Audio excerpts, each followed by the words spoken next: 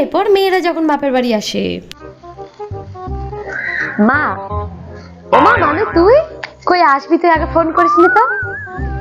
আগে থেকে না জানিয়ে বুঝে নিজের বাড়িতে আসা যাবে না? না না, তা নয়, তা কেন হতে যাবে? আয় আয়, ঘরে আয়, ঘরে আয়, চল চলো চলো।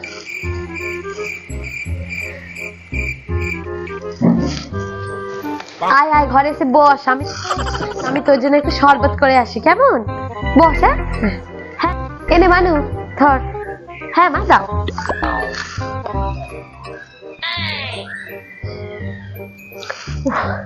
গলাটা একটু ঠান্ডা হলো, কতদিন তোমার হাতে শরবত খাইনি বলো তো? এ নাও, ধরো। নে রে মামি, এবার তুই জামা কাপড়টা ছেড়ে ফেল, বুঝেছিস? আমি তোর জন্য বরঞ্চ একটু টিফিনের ব্যবস্থা করি, কিছু তো খাওয়া দাওয়া হয়নি সকাল থেকে। হ্যাঁ মা, যাচ্ছি। উফ বাবা, কতদিন পরে এসব খোলামেলা একটু জামা কাপড় পরতে পারলাম। ওখানে গিয়ে তো এসব কিছু পরাও যায় না, সবসময় তো বুড়িটাই খ্যাটখ্যাট করছে। কি খাবি বল দেখি টিফিনে? মা, তুমি বরঞ্চ একটু আলুর তরকারি করো আর মুড়ি দিয়ে দাও আমাকে, আর কিছু করতে হবে না। আচ্ছা আচ্ছা, ঠিক আছে মানে আমি তাই করবো, কেমন? এই মানু, এই নে ধর তোর পছন্দের মুড়ি আর আলুর তরকারি, কেমন? ধর, খেয়ে নে, তাকে দাও মা।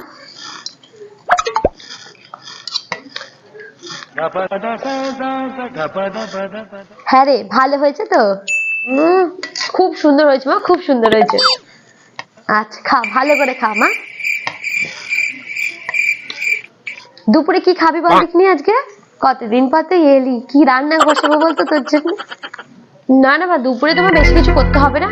তুমি দুপুরে বরঞ্চ নতুন আলু ভাজো আর ভোলা মাছের ঝাল করো আর ভাত করো, কেমন? কতদিন তোমার হাতে ভোলা মাছের ঝাল খাইনি বলতো?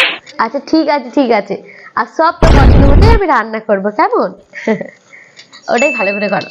আচ্ছা, তুই খেয়ে নে, কেমন? হ্যাঁ, তুই ঘরে একটু আরাম কর দেখি, আমি রান্নাঘরে যাচ্ছি। তুই কিন্তু একটু রান্নাঘরে আসবি না, কেমন? হ্যাঁ আচ্ছা, ঠিক আছে। হ্যাঁ, বস। ওই বাড়িতে তো ভালো মতো কিছু রান্না করে খাওয়াই যায় না। কিছু রান্না করতে গেলে ওই বুড়িটাকে আগে জিজ্ঞাসা করতে হবে। উফ, ভালো লাগে না বাবা। এই 3টে দিন মায়ের কাছে থাকবো, খাবো, খুব আনন্দ করবো। উফ, এখন আবার কে ফোন করলো? হ্যাঁ, মা আবার কেন ফোন করছে ওখান থেকে? উফ, এই 3টে দিনও কি আমার সাথে শান্তিতে থাকতে দেবে না? থাক, ধরবো না।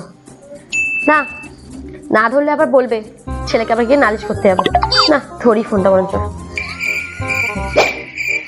হ্যালো হ্যালো বৌমা। হ্যাঁ মা, বলুন। এখানে আমাকে ফেলে রেখে দিব্যি ওখানে চলে গিয়ে নাচানাচি করছো? মা, আমি তো 3 দিনের জন্য বাপের বাড়ি এসেছি। আজ অমাবস্যা, আমার বাতের ব্যথা বেড়েছে, তুমি কি কিছু জানো না নাকি? ও। তাড়াতাড়ি বাড়ি আসো, এখানে আমি রান্না বান্না কিছু করতে পারছি নি। খোকাকে কে খাবার করে দেবে? হ্যাঁ মা, দাদি ভাই ঠিক চলে আছে। আসো, আমি রাখছি, ঠিক আছে? না না মা, আমি চলে যাচ্ছি, আমি বেরোচ্ছি। হ্যাঁ হ্যাঁ, এক্ষুনি বেরিয়ে বেরো ওখান থেকে। ঠিক আছে মা। মা, আমি ইচ্ছা হলে বিকেলে বেরোই। না না, আবার বিকাল করতে হবে না, দাদি ভাই চলে আসো। ঠিক আছে মা, আমি এক্ষুনি বেরিয়ে যাচ্ছি। রাখছি আমি। আচ্ছা মা, ঠিক আছে। হ্যাঁ হ্যাঁ হ্যাঁ, ঠিক আছে, রাখছি মা।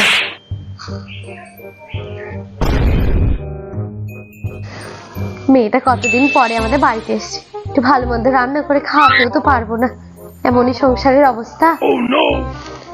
মা, শোনো না, আমি আসছি, কেমন? হ্যাঁ রে মানি, কি তুই জামা কাপড় গুছিয়ে নিলি? কোথাও যাচ্ছিস? এই তো তুই বললি 3 দিন থাকবি।